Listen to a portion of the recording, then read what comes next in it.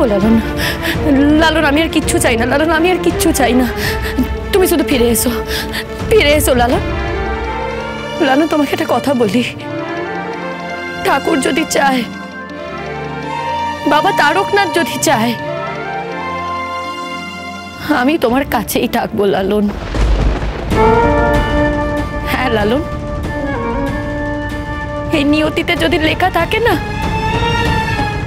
আমি তোমার কাছেই থাকবো গো, আর এটাই আমার বিশ্বাস। তুমি শুনছো আমার কথা লালন?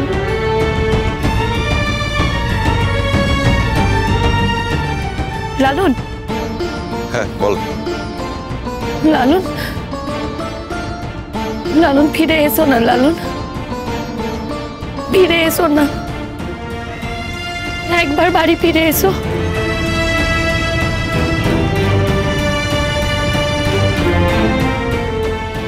চুপ করে আছো কেন? তুমি শুনতে পাচ্ছ আমার কথা? উত্তর দেবে না আমাকে লালন? চড়ুই চলে গেছে? হ্যাঁ চলে গেছে তোমাদের বাড়ি। এই পুরো ঘটনাটার জন্য তুমি দায়ী ফুলঝুরি, তুমি ঘটালে এই ঘটনাটা। কিন্তু কি বলতো, ভালো করতে গিয়ে তুমি চড়ুইয়ের খারাপ করলে। চড়ুই এখন না ঘাড়কা না ঘাটকা হয়ে পড়ে থাকলো। আমি কোনো দিন এই বিয়েটা মানবো না, এই বিয়ে আমি মেনে নিচ্ছি না। আমি অস্বীকার করছি চড়ুইকে। এখানে তুমিও কিচ্ছু করতে পারবে না, কোনো প্রভাবশালী মানুষও কিচ্ছু করতে পারবে না। আমাকে জোর করে এই বিয়েটা দেওয়া হয়েছে, অন্যায়ভাবে এই বিয়েটা দেওয়া হয়েছে, এটা আমি থানায় গিয়ে বলে আসবো।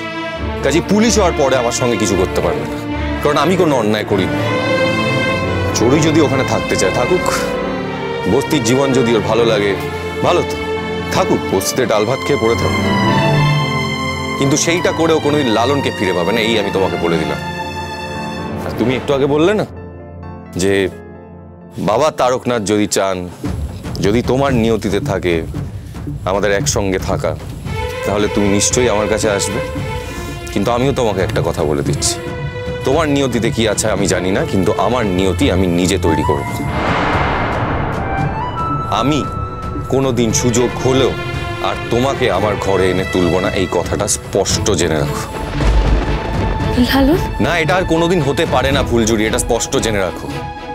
কাজী তোমার মনের মধ্যে যদি এটা চলে যে আমাদের কোনো না কোনো দিন মিলন হতে পারে, সেটা এই মুহূর্তে দাঁড়িয়ে মন থেকে ছেড়ে ফেলো, সেটাই তোমার জন্য ভালো হবে ফুলঝুরি। লালন, লালন,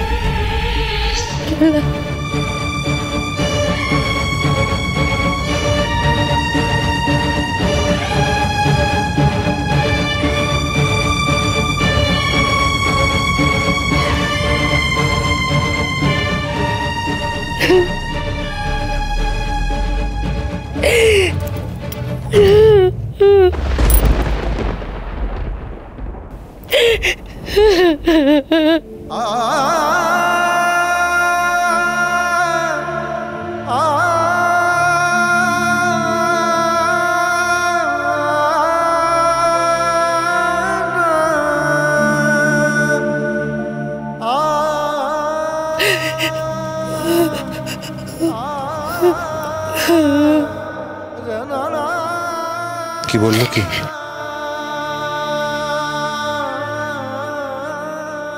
কিচ্ছু না, কিচ্ছু না।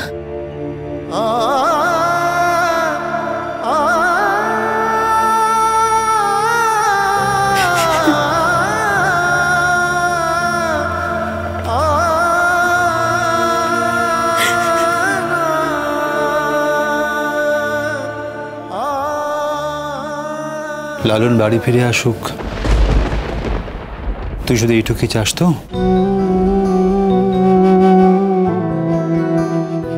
মিটে গেছে তোর চাওয়া?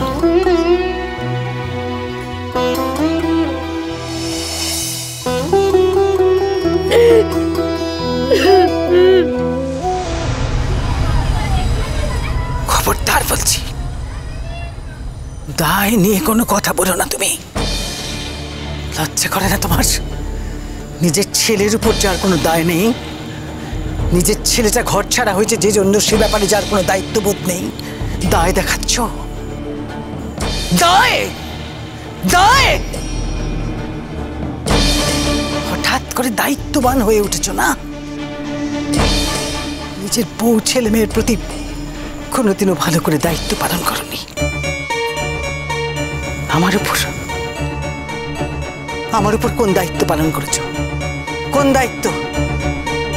পাকা বাড়ি থেকেই বস্তিতে এনে তুলেছো, মুখ বুঝে থেকেছি, কুঞ্চবৃত্তি করে সংসার চালিয়েছি।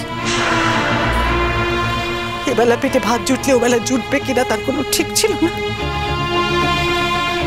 না খেয়ে থেকেছি। বরং আমার ছেলেটা যবে থেকে রোজগার করছে তবে থেকে বরং ওই হাঁ করা অভাবটা, ওই গিলে খেতে আসা অভাবটা আমার সংসার থেকে বিদায় নিয়েছে। তবু দুবেলা দুটো খেতে তো পাচ্ছি।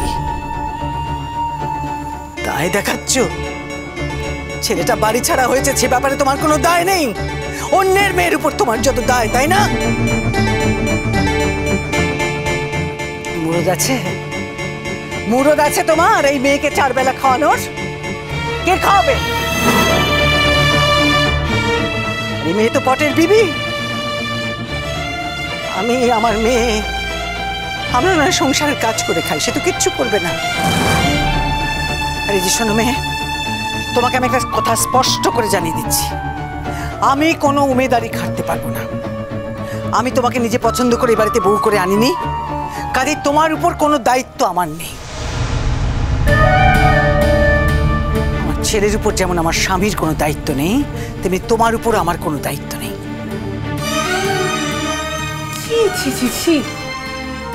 মা, মেয়েটা সব ছেড়ে, বাপের বাড়ি ছেড়ে এই বাড়িতে এলো।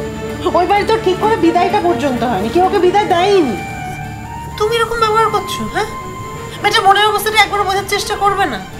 কেন করছো তুমি এরকম? ভাইটাকে বাড়ি ছাড়া হয়েছে, ও তো বেচারি ভাইয়ের মুখ চেয়ে বাড়িতে এসছে না। কে আসতে বলেছিল? কে আসতে বলেছিল? কে ওকে? আমি বলেছিলাম? আমি কি পায়ে ধরে সারতে গেছিলাম যে তুমি লালনকে বিয়ে করো? বরং যে সেধেছিল তুমি গিয়ে তাকে বলো। তুমি সেধেছিলে, তুমি নিজেকে বলো। থাকো না, থাকো, তোমরা ওকে নিয়ে থাকো এখানে। যাও, তুমি গিয়ে বরণ করো। তুমি তো বড় দিদি না?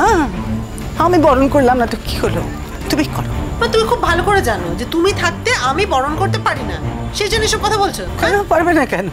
সব পারো, সব পারো, তুমি সব পারো। আমার অমতে যখন তুমি মেয়েটাকে সাজিয়ে গুজিয়ে বউ করে এ বাড়িতে নিয়ে এসছো, তখন তুমি সব পারো। আমি বরণ না করলে কি হয়েছে? তুমিই করবে, তুমি করো।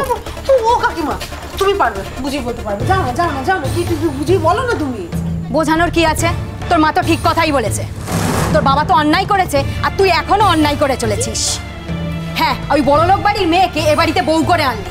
ফুলঝুরির কি দোষ ছিল? সে গরিব বলে তাকে তোরা মেনেই নিলি না। আর আমরাও দেখতে চাই ওই বড়লোক বাড়ির মেয়ে তোদের সংসারে কতদিন থাকে। তবে লালনের দম আছে, ও বিয়ে করবে না বলেছে তো করেইনি। জোর করে ঠকিয়ে বিয়ে দিলে হবে? ওই জন্য তো বিয়ের আসর ছেড়ে চলে এসেছে। আর এই যে তুমি কেমন মেয়ে? এইভাবে কেউ বিয়ে করে নাকি? জানো না জোর জবরদস্তি বিয়ে শাদী হয় না? এই যে মেয়ে, ওই ছেলেটা ওই মেয়েটাকে বিয়ে করবে বলে স্বপ্ন দেখেছিল, আর তুমি কিনা বিয়ের আসরে মিথ্যে কথা বলে ঠকিয়ে তাকে সরিয়ে নিজে চলে এলে। বাহ, তারপরেও তুমি কি করে ভাবছো যে লালন তোমার সাথে সংসার করবে? এই যে মেয়ে, একটা কথা বলছি শোনো, বিয়েতে কখনো লোক ঠকানো চলে না, বুঝলে? এই আঘাত, এই দুঃখ সারা জীবন মানুষ মনে রাখে। আপনারা যেটা জানেন না সেটা নিয়ে প্লিজ কথা বলবেন না, আমি রিকোয়েস্ট করছি।